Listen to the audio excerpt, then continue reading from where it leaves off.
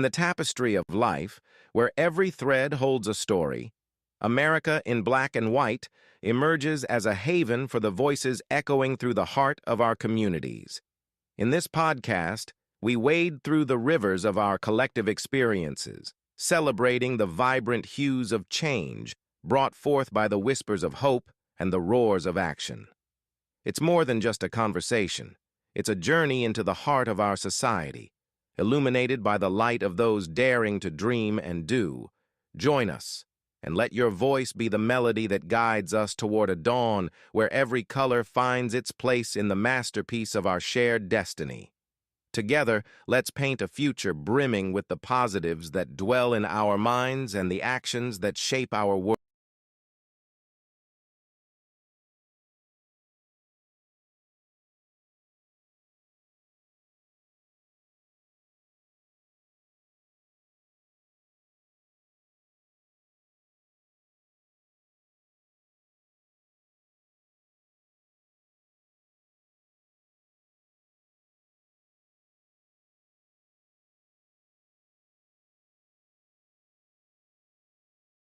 Good evening, ladies and gentlemen, and welcome to another episode of America in Black and White.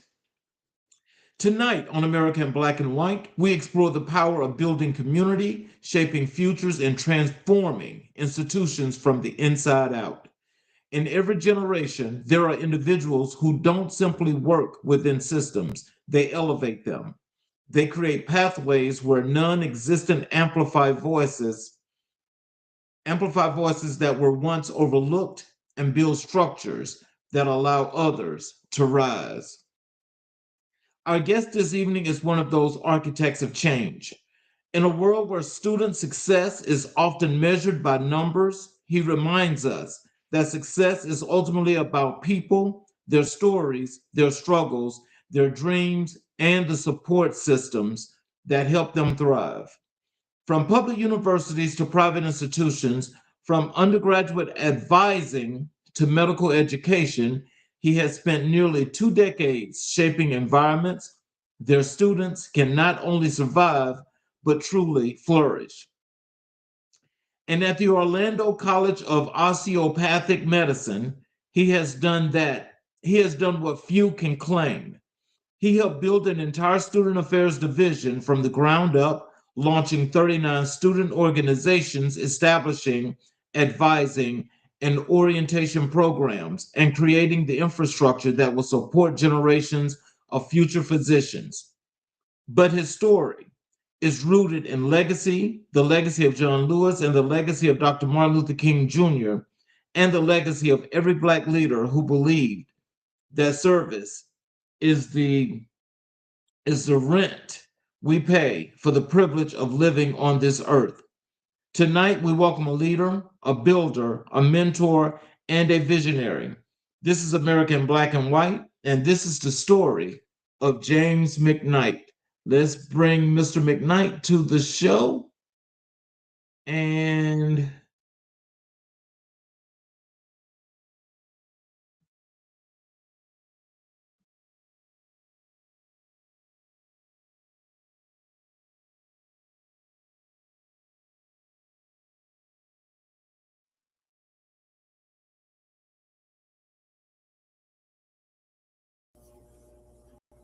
to the show, James. Hello, How are you today, sir? I'm doing well. How are you? I'm excellent. Is Awesome. there anything you'd like to say to our audience before we get into the show?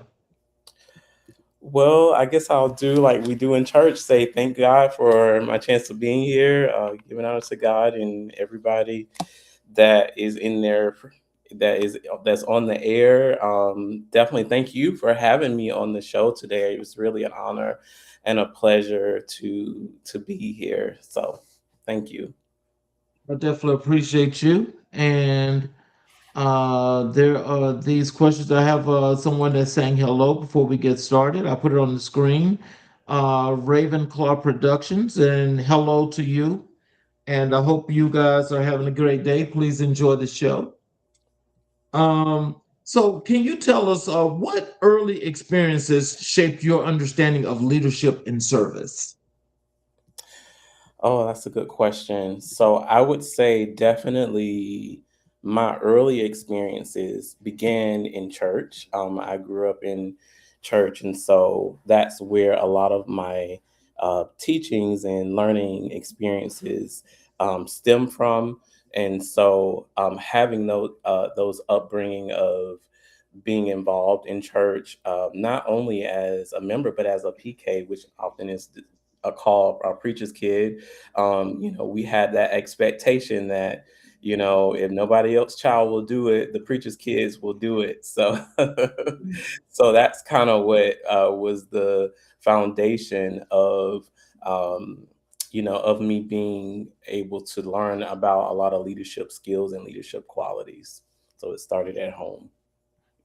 Um, Growing up, what did you imagine your future career would look like? Well, I can tell you that ever since I was a little boy, I always wanted to be a teacher.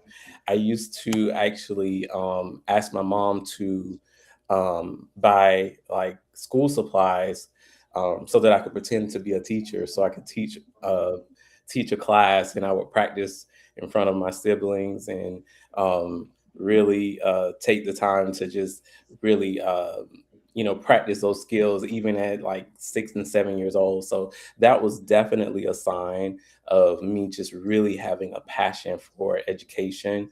But also, I can say that growing up, I was always inquisitive. I asked a lot of questions. I always wanted to learn. And so that too was another sign that I felt that I was really called to be in education. So, with you saying that you feel like that was your true calling, what was the one thing that just pointed you in that direction? Mm. Because I know that, when we talk about education, I mean, there's so many facets, and when you're young, you're inquisitive, and there's so many things going through your mind. What was that one thing that stuck in your mind that made you say it's going to be education?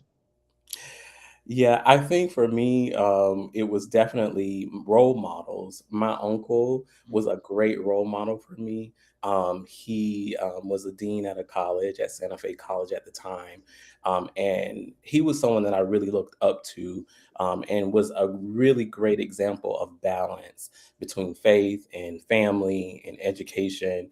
And he just really had a way of inspiring young people in the next generation, and I really connected with him from a nephew uncle standpoint. And from that, it made me realize that this is something that I could see myself doing in terms of being able to just inspire young leaders. And so that was also really a great inspiration. But I can tell you that when I first started out in college, I really didn't know what I wanted to do with my life.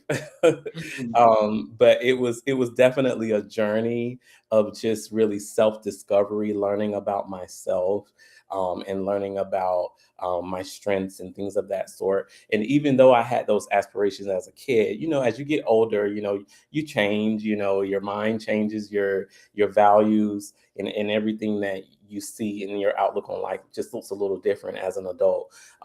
And so there was a lot of unclear or uncertainty of what I really wanted to do, but as I got older it really became clearer. Mm. So, who were the mentors who guided you during your formative years? Yes, so I would say definitely, as I mentioned, my uncle, he was definitely one of my mentors that really took me under his wing. And because he saw a lot in me more than what I saw within myself. He really pushed me. I'll never forget when it was time for me to finish my associate degree. I went to school at home at Santa Fe. He was the one that really pushed me to kind of venture out and leave home, because I was really kind of comfortable and complacent in where I was, and he was the one that really encouraged me to kind of venture out there and spread my wings. And so for that, I really do appreciate his mentorship. But then there were others. I can think of many teachers, Sunday school teachers, vacation Bible school teachers, people that just really helped to shape me from a spiritual perspective as well as just personally. So, what personal values have remained constant through your life? I would say definitely my faith is a personal value that has remained constant. It started out with me being dragged to church, to then me going to church, to attending church, and then serving in church. So that has been a constant in terms of my faith growing as I grow in Christ, grow in the Lord. And then I would also say education has been something that I've always valued. I believe it's the one thing that no one can ever take from you when you once you have it, and it also is a powerful tool. So education is a huge part of my value, and then also family. Family means a lot. I love my family. I love my wife. I love my siblings, my parents, my nieces, my nephews. We spend a lot of time together, and I enjoy spending time with them. So those are other things that I really, really value. So, how did your family influence your approach to education and community? I would say definitely how they really influenced it. Well, I kind of talked about my uncle, how he has influenced my education. So to kind of focus more so on the community side, I will say my parents, which is Bishop James McKnight and First Lady Dolores McKnight, shout out to them at Start Church of God by Faith. They really inspired me to build community. I learned a lot about how to build community through watching them and how they cared for people and how they still care for the community, and how they do it unselfishly, how they do it inclusively. I've watched them love people of all walks of life. I've watched them give to people. I've watched them really sacrifice for the good of others. And I've seen a lot of what they have poured into others, and that have really inspired me to um, to really give to the community, to really give. And through volunteerism, I've volunteered at my church and at many ministries, and have seen the fruit of pouring into others. And so I've had the opportunity to not only witness that, but also be a part of it. Mhm. There is a comment here. If you want to respond to it, that would be great. This is from Ravenclaw. It says, "Yeah, agreed. We all grow up to be better. I love the live stream." Yeah, yeah, absolutely. And it's crazy because I agree with Raven. Like you never know what you're being prepared for, Mm. and so when you're serving in the community, you never realize how much it prepares you for the communities that you will encounter in your adult years. And of course, I know we'll probably talk about it in the future, but really serving the community even as a child and as a teenager, really prepared me for the service that I will provide as an adult. It's specifically in education. So, What challenges did you face on your path to higher education leadership? oh, that's a good question. Um, so, so I would say the challenges that I faced really was just being underrepresented. Statistics show that Black men are represents 3 to 4% of students who actually earn a college degree. And when you think about that, you think about, okay, why is that? Like, what's causing that underrepresentation, and how does that impact the journey of students like myself who choose to take on the journey of going to school? And are there systems that are built to support the 3 to 4% to turn that into 6 to 7% or 8 to 9%? And because of the journey, um, there was an opportunity and a challenge for me to really learn how to build my own community and to build my own village of people, of support, of mentorship. of people and really tap into resources that would allow me to experience higher education in a way that doesn't cripple me, or in a way that doesn't allow me to be a statistic of to where I'm just, where I don't succeed. And so for that, I would say that was probably the biggest challenge, is just being underrepresented. Wow. So, was there a defining moment when you realized you were called to this work? Absolutely. Yes. I would say that my defining moment was as when I served as an advisor at Valencia College. I had the opportunity to serve as the academic advisor. I also had a chance to teach as a faculty member. But my most defining moment was um, was me supervising the mentor program for Black and Hispanic male students. And in that program, um, was an opportunity to really impact the lives of students in a way that would change the trajectory of their life, to where when they graduate, they're not just preparing for their career, but they're preparing for what society will experience in society, should I say. And so I'll never forget the moment I worked with when I worked with those students, those male students. We did an induction ceremony, and in that ceremony, there was a requirement to wear a white shirt, black tie, and black pants. Well, on the day of the ceremony, I'll never forget that four or five of the guys did not know how to tie a tie, and that within itself was a defining moment for me, because it made me realize that in college only prepares you for you earning a degree, but it doesn't prepare you for life. And then that was a defining moment for me, because it made me realize that my role is not just to be an advisor, but my role is to be an advocate. And so, because of that moment, because of that, I was able to really start to really build relationships with people in the community, to really help these young men to thrive and to be all that they needed to be beyond their education. So I would do things like invite Men's Warehouse to come and teach these students how to properly tie a tie.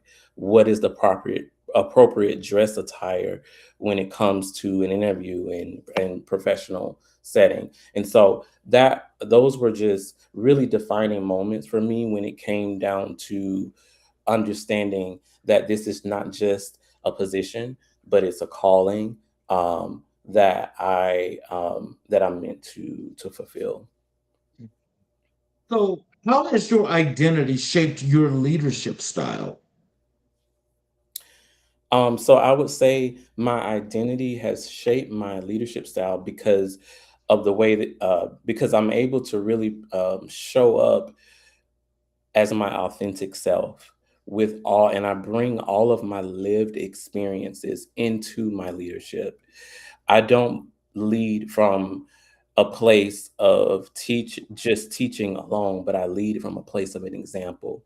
And the example that I set and that I live and that I work from is from a place where I am able to really implement and share my lived experiences as well as my learned experiences, because I also believe that not all past experiences have to be lived experiences. Some of our experiences can be learned, and that is a part of our journey in shaping us as leaders.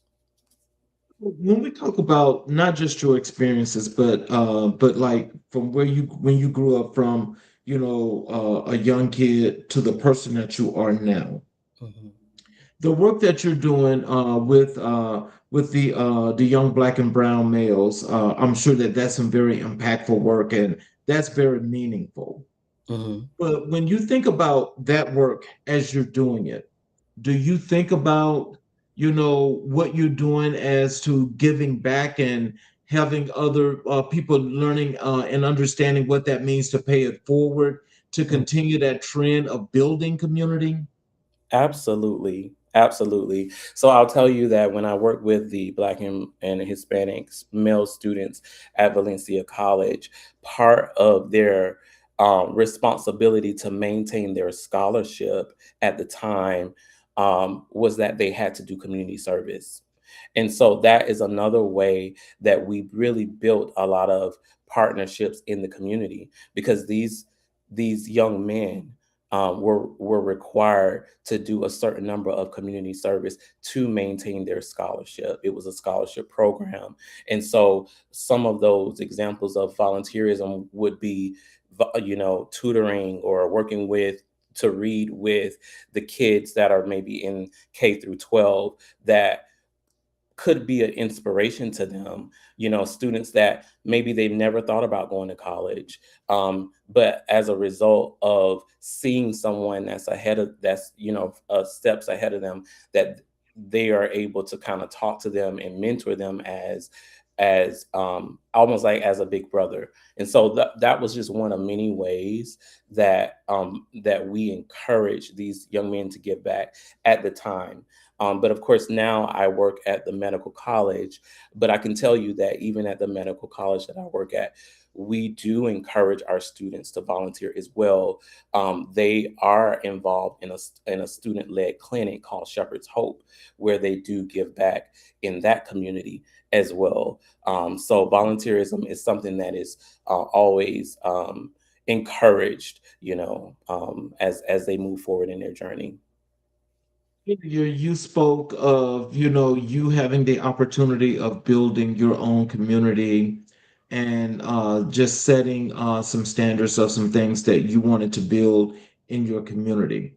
Can you give us an idea? What does that look like? The community that James McKnight builds and put together. What does that look like?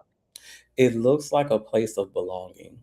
It looks like a place where everyone feels safe, that Mhm. everyone feels like their voice matter because it does. It looks like a place where everyone may not look like you, everyone may not have the same zip code, but everyone has something very important to say. And it looks like being in a room where advocacy is the goal. And so that is something that I strive to do, is to advocate, especially for those voices that are not heard or that are or the ones that are misunderstood. Wow. So what does resilience mean to you personally? I think resilience mean to me um, faith without boundaries, definitely, but also faith with works. I often say that dreams become a reality when faith connects to a plan. You can Mm, dream all day, but if you don't take the time to write down what you're dreaming, to write down what you're envisioning, to write down what it is that you're believing for, that you're dreaming and you're hoping for, is just a dream. But mm, in the same way, if all the time that you spend is making plans to survive, or you're making plans to meet the goal or meet the deadline, but you never have any time to dream, you never have any time to do vision casting, then that too could be a waste of time. But when you put them together along with your faith, you have the ability to allow what looks like a dream to really become a reality. And that to me is how I would strongly define resilience. mm. What is one lesson you learned the hard way that changed your trajectory? That's a good question. I would say I can think of a time where I thought that my path of for my career was in instructional design, and I'm gonna tell you why. Oh, I wow. thought that that was my path because um, it was an area in which I felt like I already had a background in education, and that I was able to use my expertise and put it in all of my teaching experience and really put it into um, instructional design and into that whole arena. And so for that reason, I decided to go to school. I went to school and I pursued their master's program. But as I was in this journey of school and I was shadowing instructional designers, we actually had the instructional designers at my previous employer, but I could not get an interview. I could not get like I could not get any movement. And so I began to really go to God in prayer about it. And I'll never forget that I felt like the Lord had said to me, "This is really great that you're doing this, but I never intended for you to go down this path." Mm. Oh my goodness. How devastating that was for me to know that I spent all that time in school, because I was 2 semesters away from graduating with a 3.7 GPA with a Mhm. master's degree in instructional design. And that was the biggest lesson I learned about the importance of consulting God in all of my ways, knowing that He will direct that path. And that includes my career. And from that day forward, I never stopped consulting Him about every move I make in my career and in my profession. Wow. That's, I think sometimes, as you mentioned earlier, when we go through this growing up phase, where we're getting to be young adults and we are ready to start adulting, we can pick many things, especially going to college, because that major sometimes changes 3 times. And it's kind of like when you're just going through that process, you're going through it, then you say, no, I don't want to do this. And then you say, no, I don't want to do this. Yeah. Before finally something like zaps in your head and say, well, do this. And Yeah. that's what you do. Mhm. So, but apparently, I mean, your journey has been one that's great at this point as we're talking, because, Mhm. you got real results and you're where you want to be. Absolutely. Absolutely. So let's move over to talk a little bit about your work in higher education and your student affairs leadership. Okay. What initially drew you to the field of student affairs? I would say it was more so because I felt like I really was able to relate to students. Um, even, first because I was a student, and it just made it easy for me to relate to them, but also because I just felt like student affairs really focuses on building long-lasting relationships. It's about the retention of a student. It's not about the recruiting of them.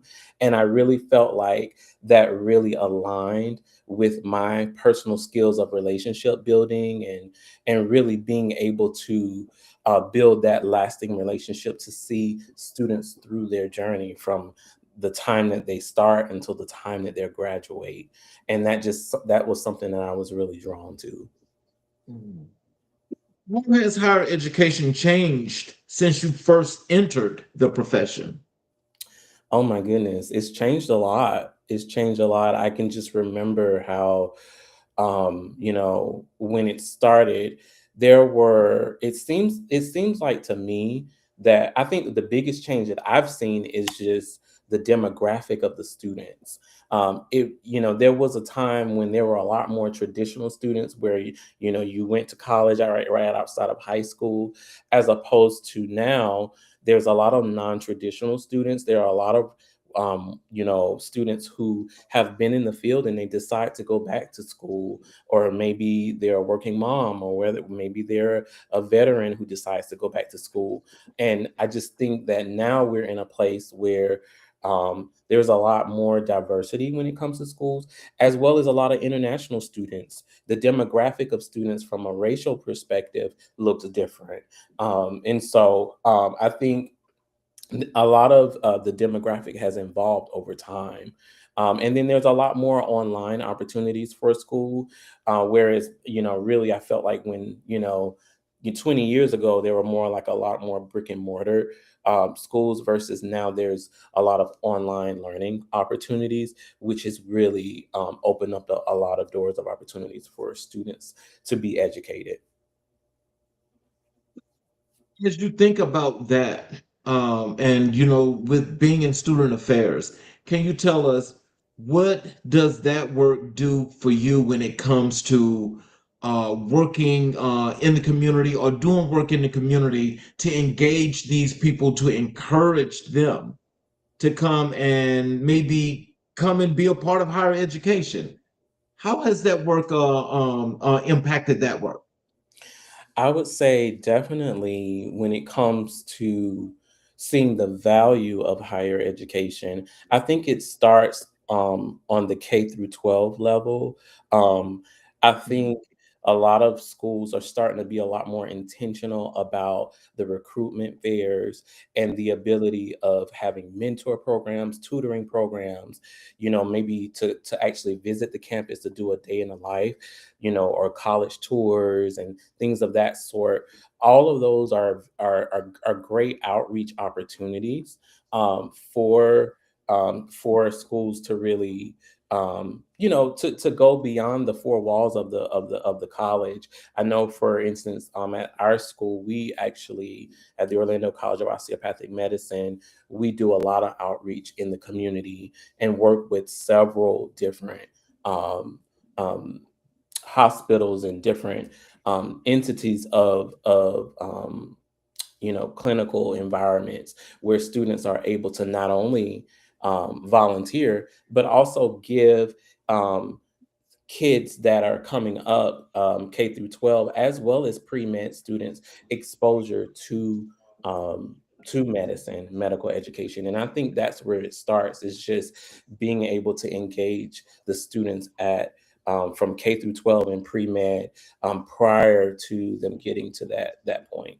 Because it gives them exposure of the industry. It gives them exposure to different industries. And I think that allows kids to really grow up having a little bit more assurance and confidence and saying, you know what, now that I've had this exposure of being able to shadow and or be in this environment, okay, I can see the value of me going to college or learning more about this industry. So, what do you believe is the core purpose of student affairs?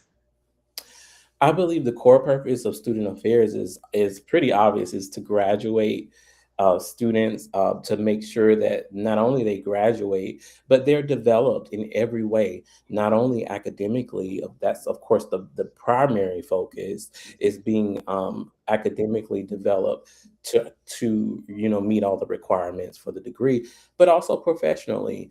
A lot of times, student affairs do collaborate with the career services and professional services where they're able to provide um, employable skill or opportunities for them to learn employable skills. Part of our student affairs department is that we invite guest speakers to come in and talk to students about different industries or different professions that helps them to learn professional skills as they're developing academically. So I do think that a lot of that centers around the purpose of student affairs.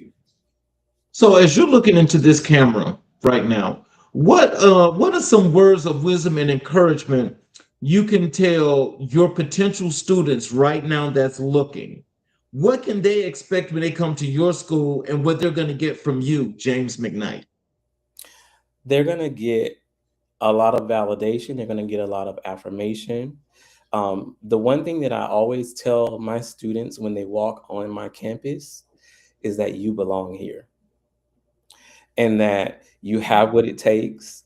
You're not missing anything. If anything, it's what you add to the group that matters the most, not what you feel like is lacking. And so I often tell my students to make sure that they understand that they belong here, that what they have to offer is enough, and that it's needed.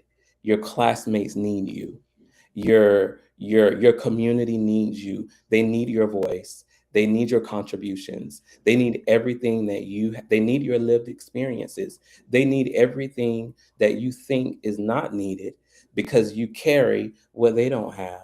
And so I know because, and the reason I say that is because a lot of students deal with imposter syndrome, especially in medical school.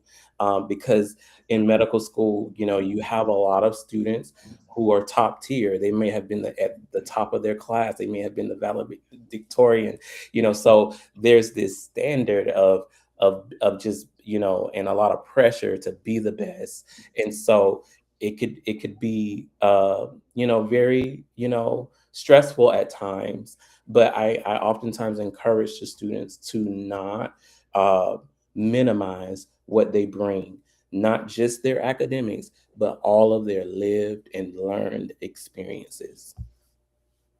So, how do you build trust with students from diverse backgrounds?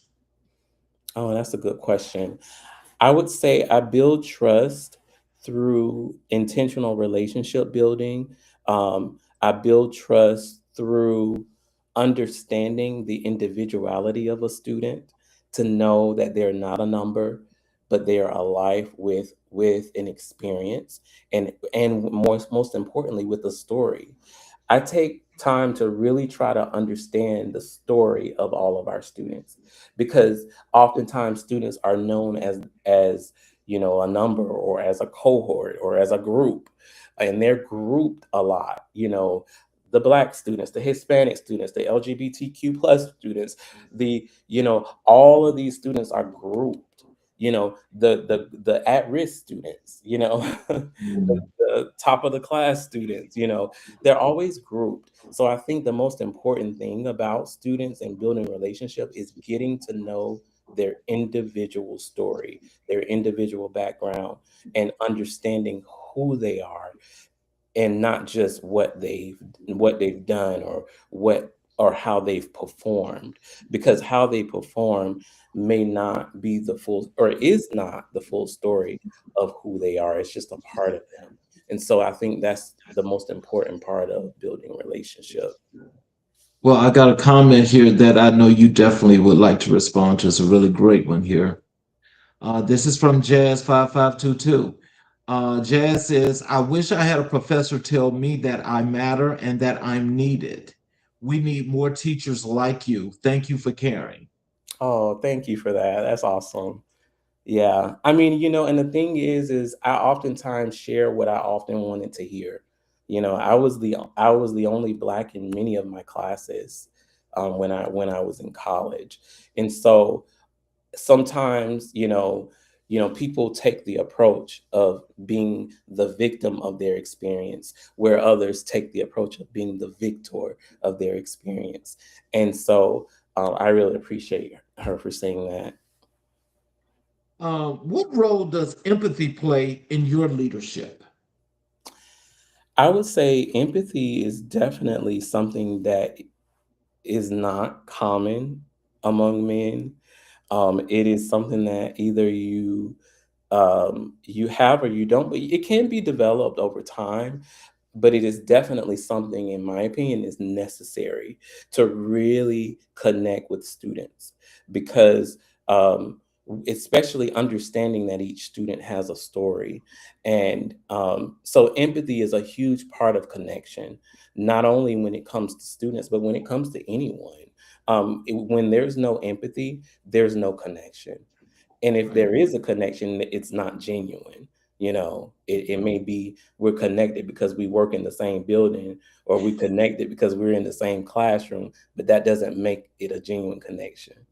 You're right. You're absolutely right. I've experienced that once while I was in college. Wow. Um, how do you balance administrative responsibilities with student centered work? That's a good question. Yeah, because as an administrator, you do have a lot of responsibilities, and especially considering, like, if you start out being student facing, like myself. I started out as an advisor, so I was a lot more student facing as than now as an administrator, where I don't have the time to actually be as student facing as I used to be. But I will say what allows me to be student centric is to make sure that I check in with students. And I do so through focus groups. So I may not always be able to lay eyes on every student and really talk to every single student on campus, but I make it my business to have focus groups every semester so that I am in touch with them, so that I understand what it is that they're going through and how I can be a support to them. And I often do it with all of the cohorts. So each cohort has focus groups each semester, and that's my way of being able to check in and stay in touch with them. Oh wow. And so as you do those focus groups, what made you decide to do the focus groups? Because again, in mentioning, how you've got this wide array of paperwork that you got to do, Yeah, what made you come up with the focus group to do on the basis that you do, and how do you pick the students? good question. Well, I can tell you that I always bring food to my focus group, so I never have a problem with students participating in them or wanting to volunteer in them, because when you have a full day of classes, that lunch time really matters, so that in itself is not really a challenge in terms of inviting students. But the reason why I decided to do the focus groups is because I do think it is important to touch base with students every semester. Frequent Mhm. touch points really impact their overall experience of the student life from the time that they start into the time that they graduate. And what I begin to really understand about the different cohorts is that each cohort has a different set of challenges. So, what the freshmen are going through, the sophomores may not be going through, or what, in the world of medical education, the first year students and the second year students, they have different challenges because they're in different classes. And so having these focus groups not only allow me to understand how I can support them, but then it allows me to be able to pass it on to all of the departments. So oftentimes what I'll do is I'll take the feedback and I'll share it with the different departments so that it helps to improve upon the coursework and the course experiences of these classes. And so it's definitely a twofold. It provides an open space for them to share, but then it also is an opportunity for growth for us as a college. What's the most rewarding part of working in higher education? Well, what Graduation. is? What is? What is definitely, I'll say graduation. Seeing those students walk across the stage and graduate, get their degree is the reward. One of the greatest rewards. But I also say seeing them in the news, for good news, or on a magazine, or on social media, seeing students do well, is the greatest reward that I can ever receive, even beyond a thank you. Mm. What is the most challenging part? That is of being in student affairs and being in leadership there. I would say the most challenging part is that you know, when it comes to advocating for students, that's a very first of all, advocating is hard, period. Mhm. Because, when you're advocating for someone, oftentimes they're not in the room.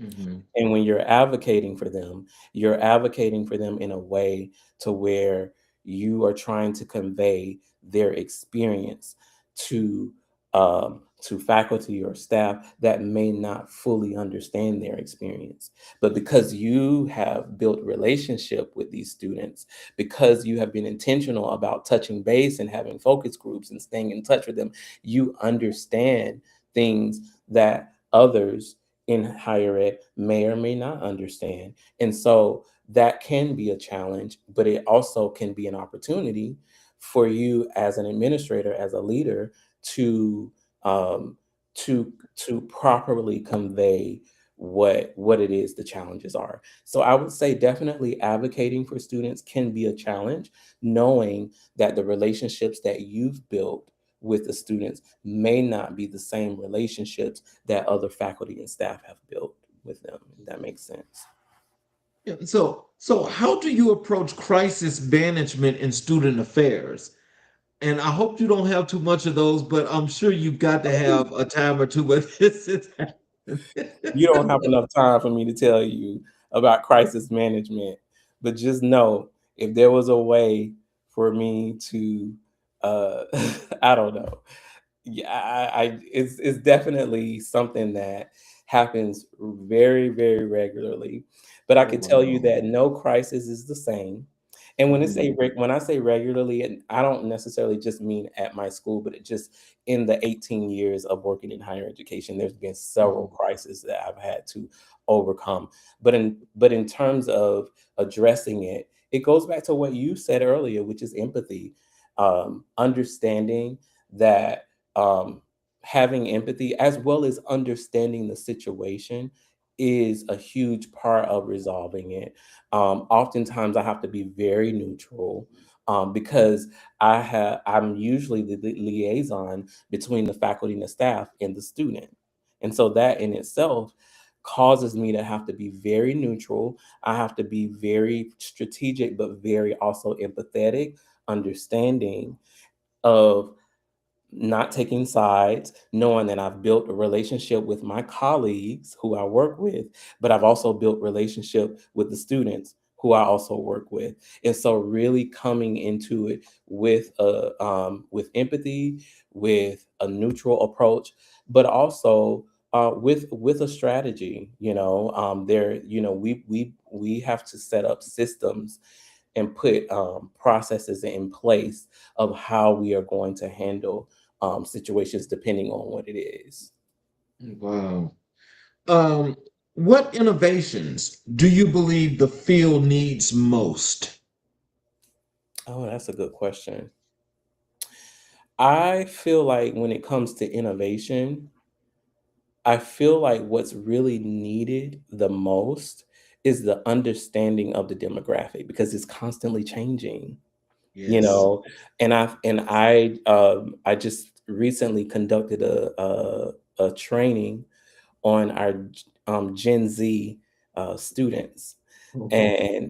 and most of the training was spent talking about how to approach Gen Z students, how to support them on their level, how to approach curriculum in a way to where it's receivable, where it would actually transition into where they can understand. How do we engage with them? What's the best way to communicate with them? All of these things is a huge part of what I believe is important in understanding the demographic of our students and knowing that it changes. So we can't approach the same strategy of reaching out to students and engaging with students 20 years ago or not even 10 years ago in the same way that we do now.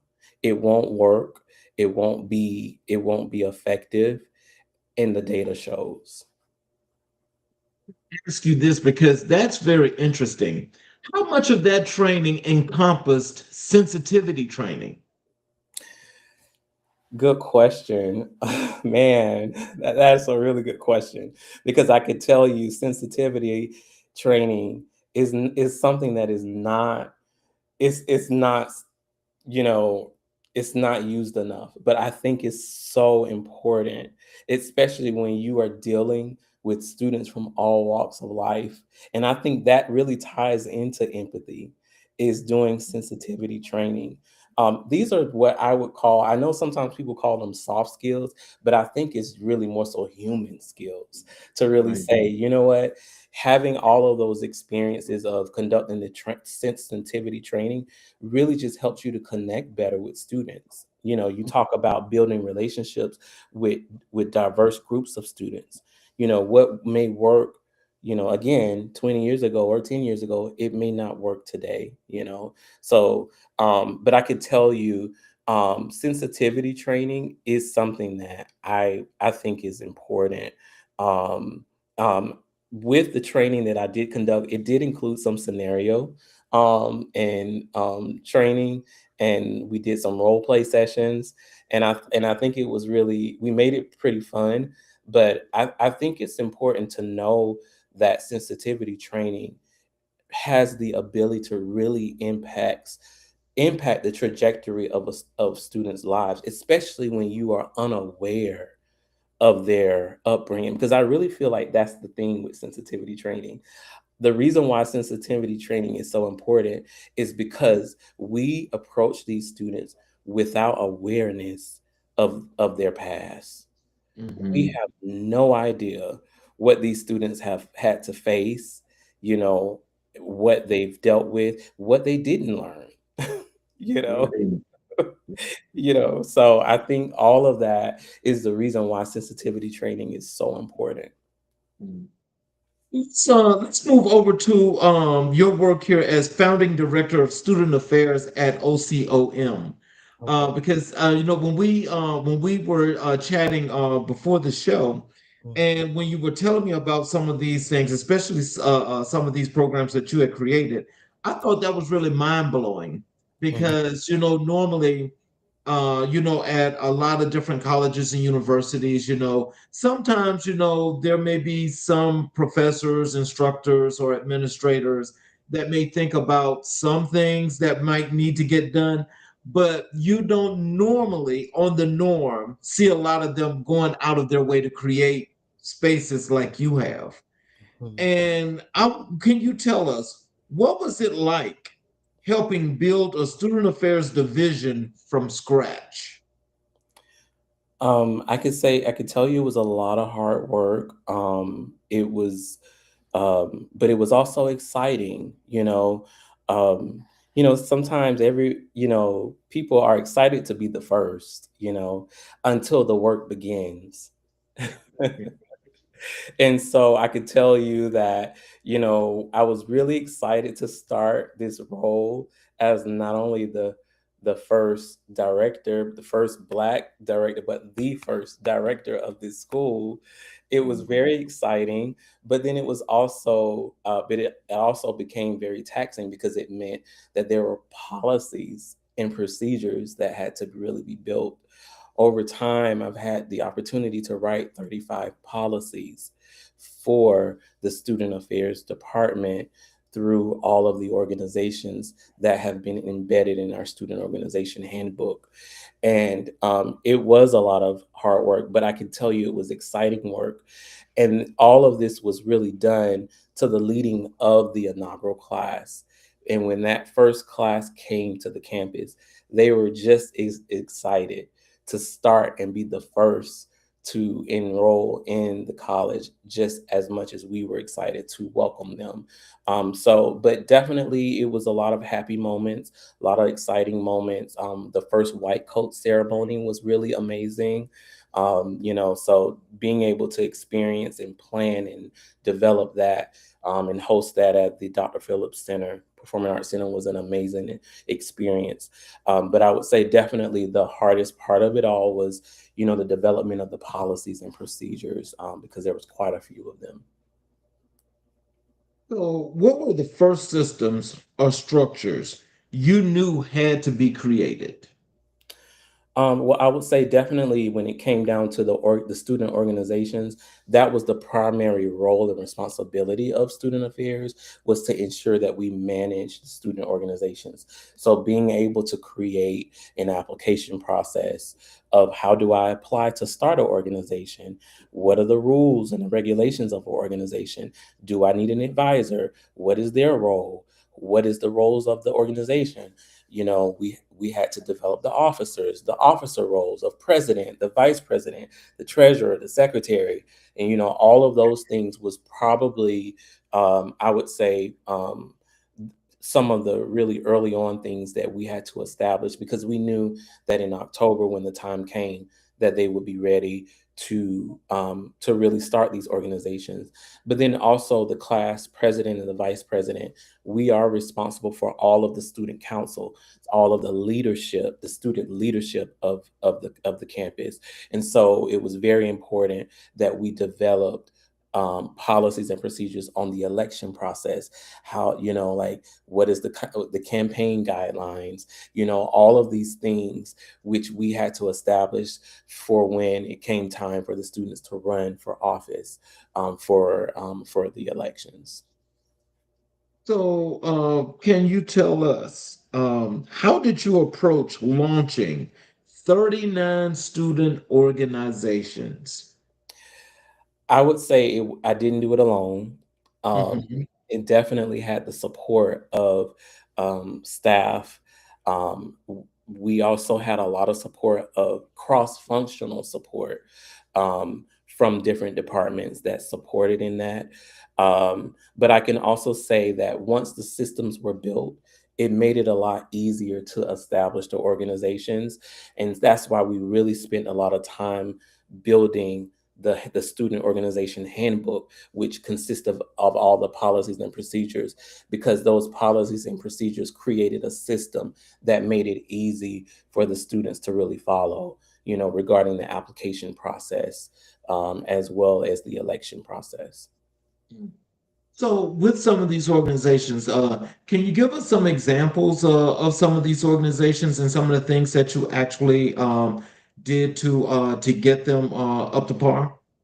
Absolutely. So most of the student organizations are specialty based, which is very common in medical education, where you have specialty based organizations like OBGYN organization, pediatrics organization, uh, um, family medicine, basically whatever specialty that students are interested in learning more about, they will join that organization. So surgery club, like all of those clubs are very well known and are the most common organizations.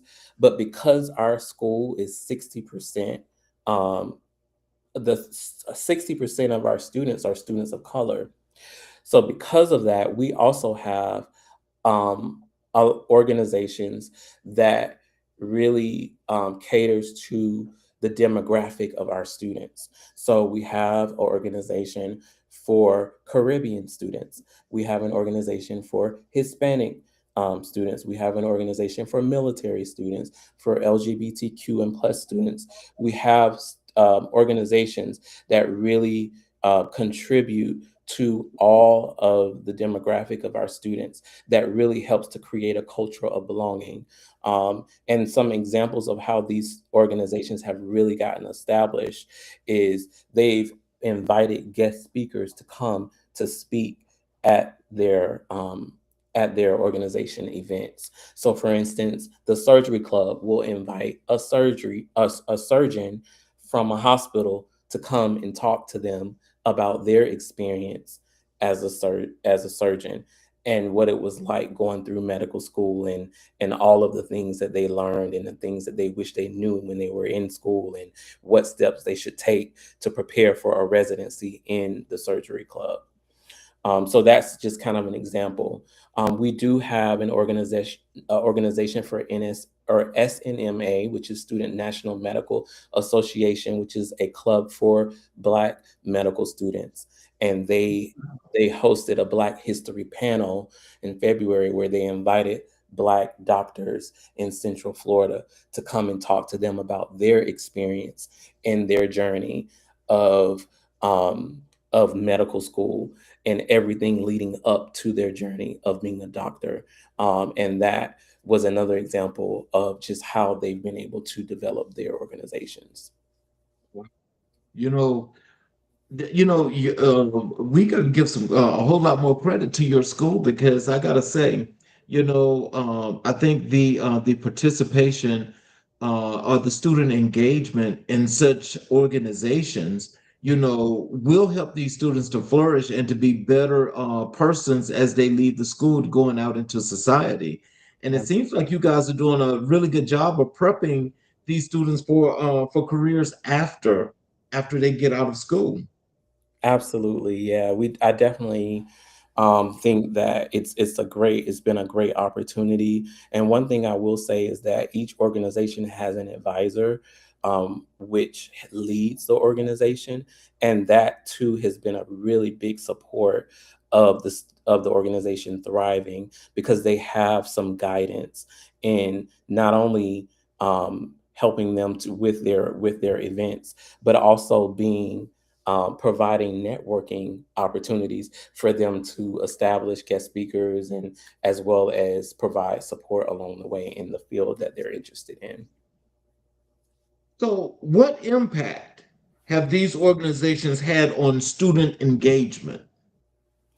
I would say the impact that it's had is just the learning opportunities that they have been able to receive beyond the classroom.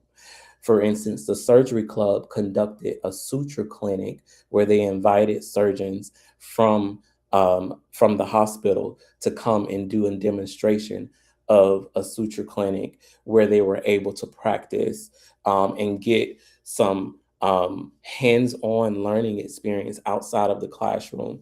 And that was just one of many ways of how they have really been impacted by these organizations is all the learning experience. Another club that we have is called the Wilderness Medicine Club, and they did a wilderness medicine um, event where they hosted this event outside. They set up tents on the Mhm. campus, and they did all of these different case studies where they demonstrated what it would be like to really take care and really treat someone who has limited access to medicine. And so it was really a great opportunity for them to learn beyond the classroom. And so that's just one of many ways that they have really benefited from the student organizations. So, what do you cultivate leadership among medical students? You say cultivate leadership. Um, Yes. I would say it's through the annual leadership summit that we host.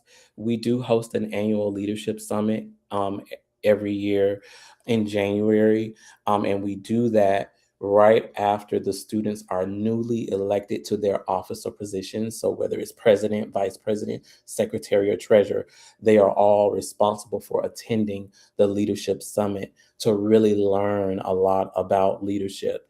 And this leadership summit is conducted in collaboration with our faculty and staff. So our deans, our faculty, and our chairs are the guest speakers who actually partners with us to host the annual leadership summit. And this is an excellent opportunity for them to learn a lot about leadership, not only as a student doctor, but as a doctor, as a future doctor. And so they learn a lot about the leadership skills on how to successfully lead in their organization, but also beyond, even as they go in the medical field.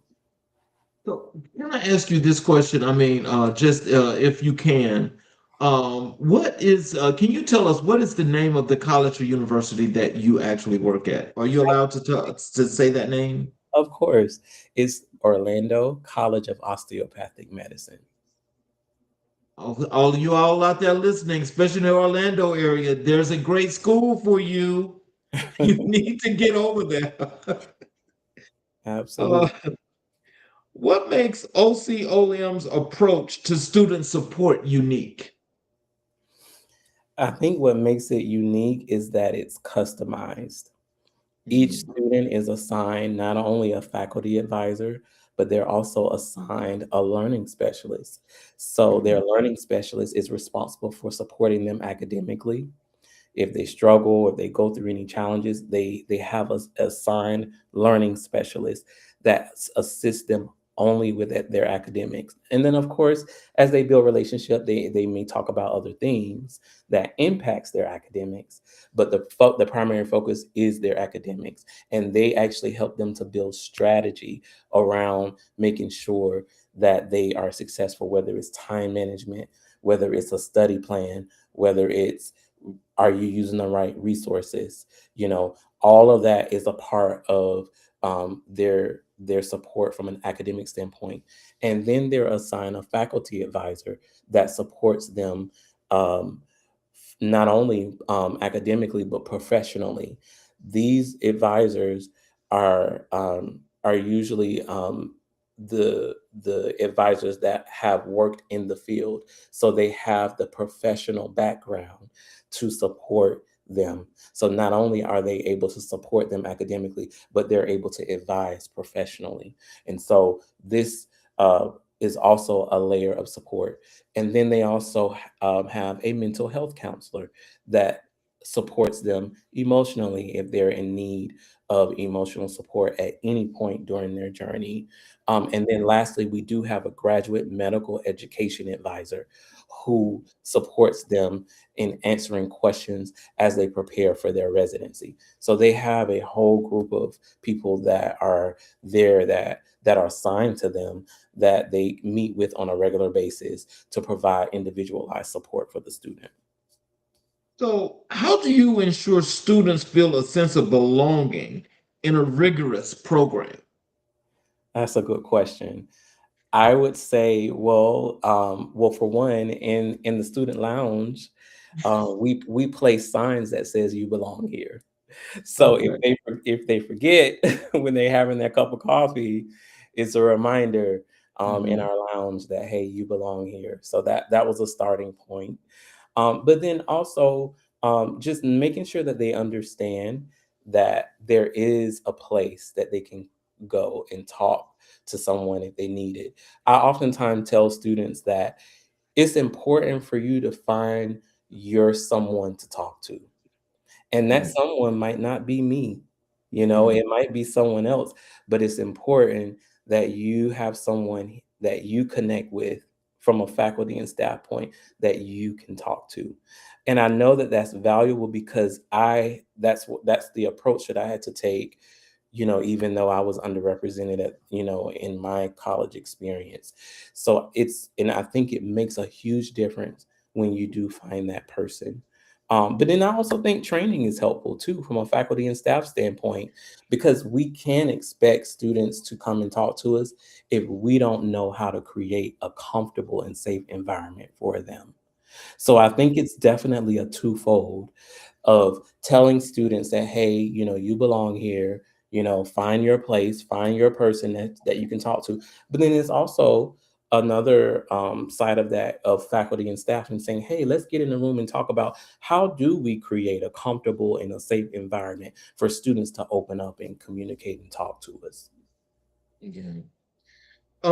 So what data points guide your student success strategies? In particularly in this medical school, there are a lot of milestone um, points that they have to pass. So for one, of course, you know, they have exams and things of that sort that really speaks to their level of success. But then they are required to take board exams, and then there are a lot of preliminary exams that they're required to take leading up to their board exams. And so all of these checkpoints and milestones are opportunities for us to really gauge their level of success. But then also, I'll say the retention rate. I'm proud to say that our retention rate is 98% at Oh, the Orlando College of Osteopathic Medicine. And I great. definitely contribute that to all of our team members for creating a culture of belonging on our campus. Oh, wow. See, now that right there, that puts you in the top tier right there. So you got to maintain this status forever. You cannot slip. There's no going back. Right. So do you collaborate with faculty to support student outcomes? I think definitely in the summertime is when we do a lot of trainings. I do attend trainings along with faculty to learn, but then I also conduct trainings to really help support and advocate for the students and provide some strategies and resources on how to properly and successfully support them through before we enter into the fall semester. So a lot of the trainings happen in the summer. And it's kind of like our time to have professional development when the students are not on campus. And it's a time for us to really grow together, with me being able to contribute from a student affairs standpoint, but then also for me to learn about how I can collaborate with them to be a support for their goals and the things that they want to accomplish from an academic standpoint. Mm. what are you most proud of accomplishing at OCOM? I would say what I'm most proud of is probably the retention rate, because you know it's one thing to recruit a student and say, "Oh yeah, we recruited this many students," but then they pass them on to a group of people who are responsible to keep them until they graduate.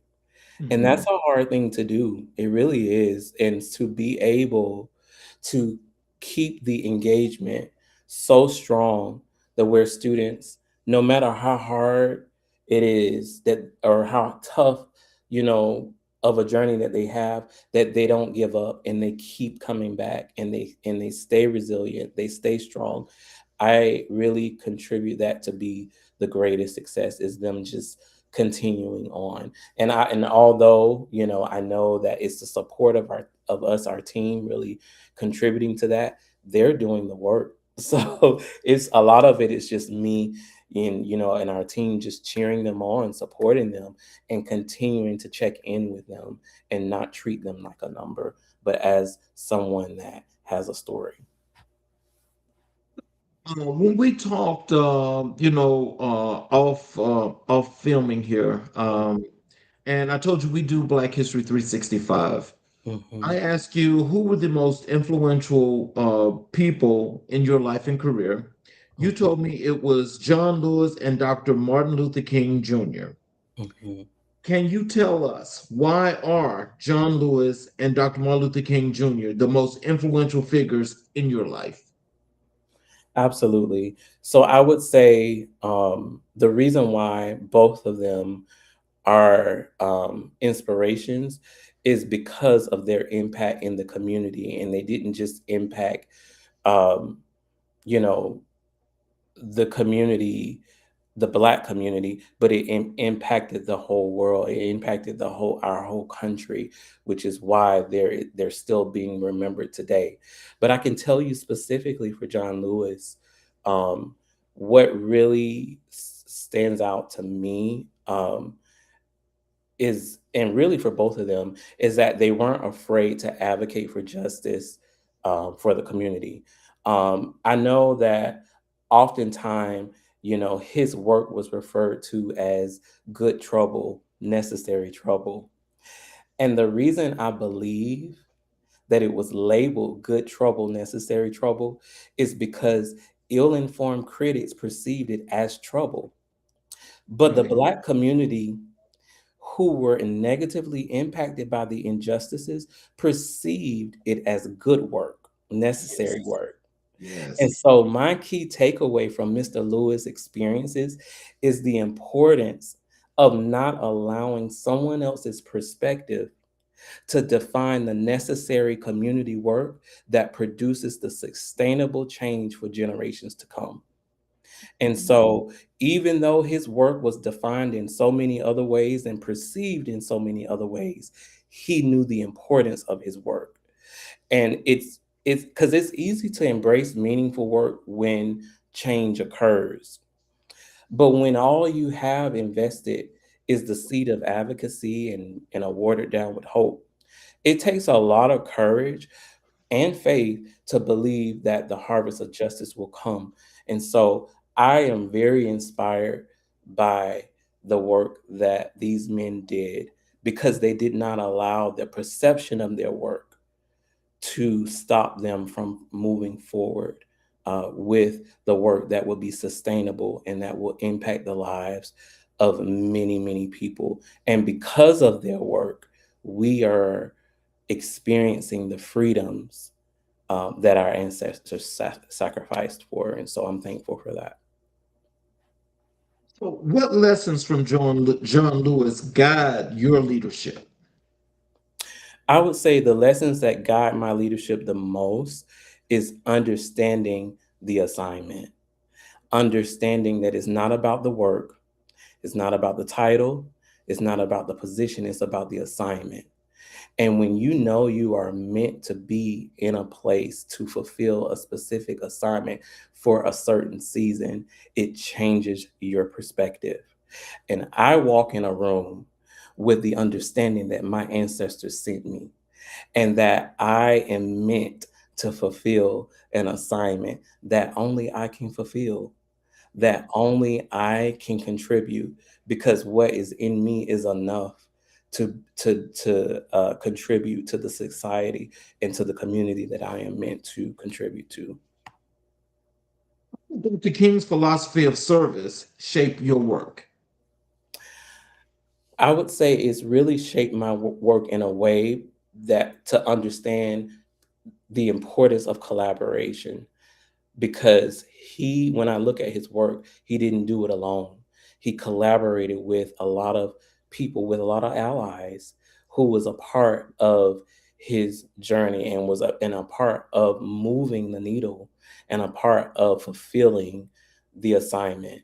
And so when I think of his work, I think of successful collaboration. I think of someone who also relied on his faith in God to really move the needle. And that is something that stands out to me as well, because I oftentimes rely on my faith in God to do the work that I'm meant to do in this community.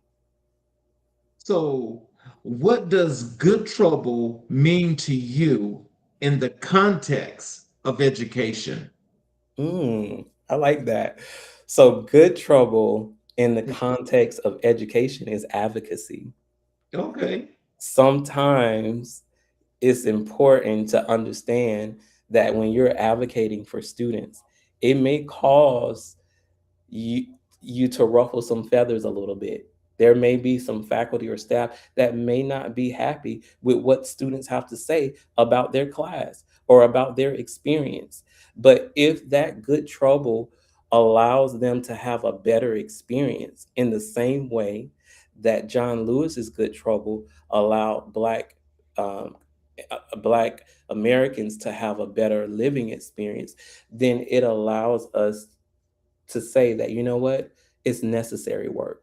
It may be good trouble, but it's necessary trouble. And so I would perceive good trouble in education to be advocating for students when it's uncomfortable for faculty and staff.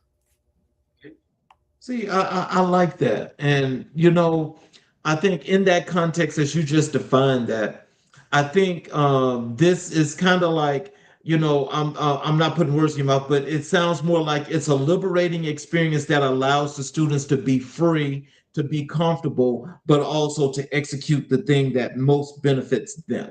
Absolutely. Absolutely. And when you build and when you're intentional about building a comfortable space for them to share, Mhm, then it is liberating. I think that's just it, is mhm. liberating for them. So, how do you carry forward their legacy in your daily work? Oh, that's a good question. I would say I carry their legacy by always remembering their story, because their Mhm, story is their legacy, you know, mhm, and also understanding that no story is the same. So, yes, mhm, I may tell their story, but I mhm. am not going to assume that their story is the story of the students of today.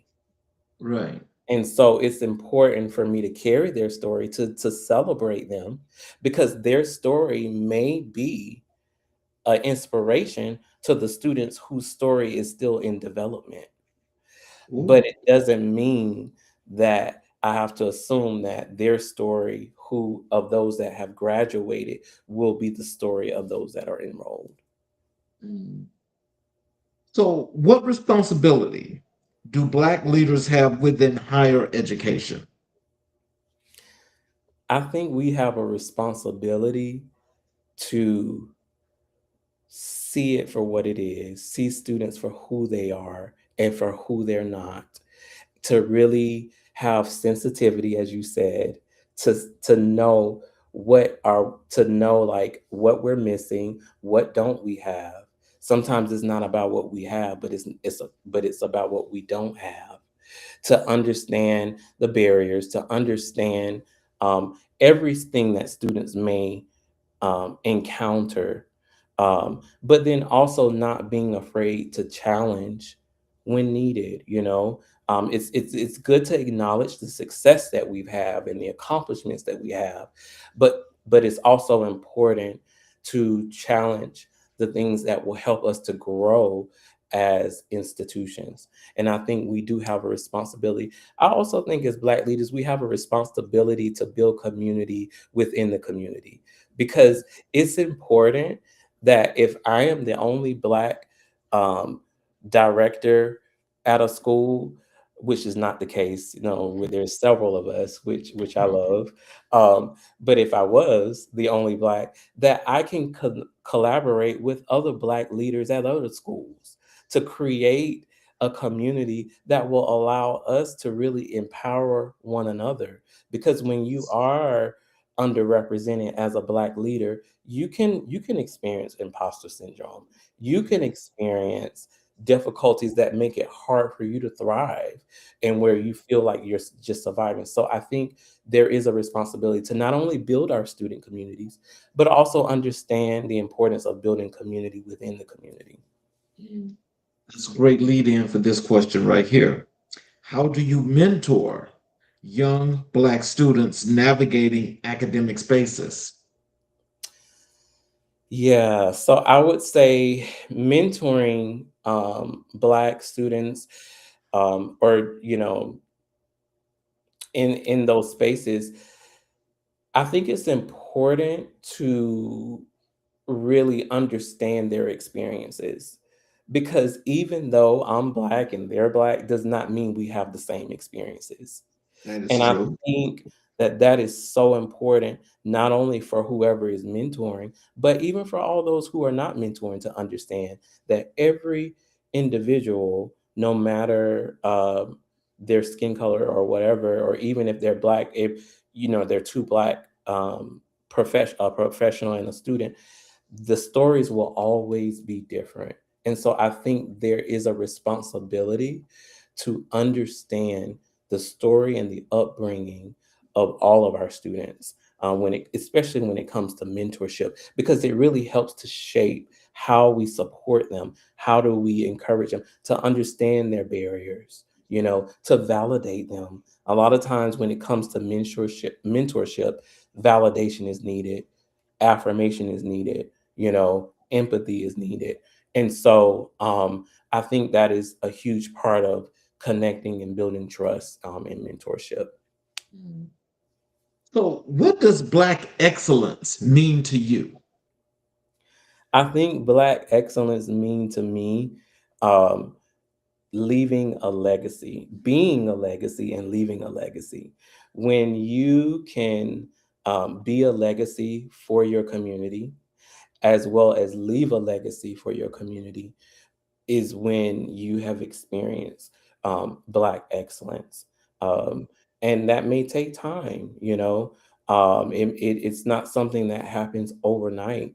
I think Black excellence is a journey that eventually becomes celebrated, but it may be hated before it's celebrated. It may Mhm. go through struggle before it's celebrated. It may be hard before it's celebrated. It may be under the ground before it's celebrated, because it may not flourish into what it really uh, is meant to be until later on in life. And I think that also is a part of Black excellence. So I feel like Black excellence can start as a seed that grows over time. And in knowing that, I think it's okay for someone to be experiencing Black excellence and they're not seen. Because there Mhm. was a period in my life where I was hidden and where I wasn't seen and I wasn't heard of. No one knew about me, but it didn't mean I wasn't doing great things. It just wasn't my time. And so I think that's a huge part of Black excellence, is knowing that it's a journey and that it's something that's meant to grow over time. Well, you exude Black excellence. Oh, thank you, And sir. I'll give you those flowers right now. Thank you. And because I will tell you, I know that the work that you do is very meticulous and detailed, and it is like God knows how much, because it's like falling from the sky. But I gotta tell you, to do the things that you're doing, that in itself is more than just creating a legacy. I mean, it's displaying the excellence because you're leading by example. And leading by example is, for me, first and foremost, I have to go back and I just have to keep saying it over and over again. You building, that particular organization from the ground up, like you did. I know you say you had assistance, but still, you did that. Mhm. That in itself sets you apart from any other individual that may have ever been there before or even after you, because you started it. Well, thank you so much. I appreciate that. And I can't take full credit for it. I definitely give glory to God. I give glory to my family, my wife, who's a very huge supporter, my family, my parents. Um, um, they have been a great support to me, my church family. All of what they've poured into me contributes to who I am today. Do you honor the sacrifices of those who came before you? That's a good question. I say I honor them by remembering them. I Mhm. honor them by studying them because let the truth be told, we may not have been told all the true history of Black history. So honoring them is not only remembering them, but also studying them, reading about them, discovering all of the things, all of the Black excellence that came before us, because it becomes inspiration, it becomes motivation, and it becomes the foundation and stability that we need to thrive and to go higher. And so I think that's how we really honor them. So, what message do you hope your own legacy will leave for future generations? I think the message that I would leave is the my slogan that I always say, which is dreams can become a reality when faith connects to a plan. Don't stop dreaming. Don't stop planning. Don't stop having hope and faith. And when you do all of that, anything is possible. There is nothing that you cannot do when you have a plan, when you have faith, and when you have hope. Question: what's next for James McKnight? Good question. Well, what's next for me is that I recently have got accepted into the Florida State um, education leadership doctoral program. And so I am starting that journey. So I may be hidden for a while because I'm going to be in the books, really just studying and learning and working on that for the next 3 years. And so that is my what's next for me. I'll just really be focusing on earning that degree to move forward. In closing, what are some words of wisdom and encouragement that you'd like to leave to our audience? How they can connect with you via your social media, your website information, all of that good information that you'd like to leave. Um, well, I would just say definitely thank you to you, Charles, for again for allowing me to be on your show. Um, I would say to people that maybe have put down a dream to I encourage you to dream again. And for those who've never picked up plans, I encourage you to take some time and to do some planning. The year is not over. And and as long as you have breath in your body, there's still time, and so I encourage anyone who um, has thought about something but haven't followed through to keep going and to also find someone who believes in you, because that's a huge part of anyone's journey is just having people in their life that believe in them, that believe in their success, that believes in their dreams. And I think that's a huge part of your journey, and most importantly, to have faith. My faith in God has brought me through, and so that is what I would tell anyone that's watching. And in terms of how I can be reached, I am on LinkedIn. I'm also on Facebook. So feel free to reach out to me. I would love to connect whenever I'm not in the books. So, In closing, well, before I actually close, do you have a couple of minutes after I close the show? Absolutely. For those of you that are watching, I appreciate you, especially our everyday watchers, because this show is not is not happening without your support or the great guest that we bring to this show for you to see. For those of you that are watching and have not subscribed to any of our YouTube channels and enabled all notifications, I ask if you could please support us by subscribing and enabling all notifications so that you are able to not only catch the shows live, but you'll be able to go back and watch all of our previous recorded shows and get all of the great information for these community builders that are here leaving these lessons for you. But also, you'll have the opportunity to continue to connect via our community there on YouTube, or all of the things that are happening that's forthcoming. You're able to get those posts that are also going to be posted, and you can participate in those as well. So, in closing, what I'd like to say is tonight's conversation reminds us that leadership is not about titles, it's about impact. It's about the lives you touch, the systems you strengthen, and the communities you build. James McKnight stands as a testament to what happens when purpose meets preparation, when service meets strategy, and when one person commits to lifting others higher. In the spirit of John Lewis, he creates good trouble by challenging institutions to do better. In the spirit of Dr. King, he leads with compassion, courage, and conviction. And in the spirit of every student he has supported, he continues to build pathways that will outlast him. This is the work that shapes futures. This is the work that strengthens communities. This is the work that defines legacy. Thank you for joining us on America in Black and White. I'm Charles King, and we will see you next time, which is tomorrow evening, same time, 6 p.m. Eastern Standard Time. So please come back and watch our show again tomorrow. We thank you. You all have a great evening.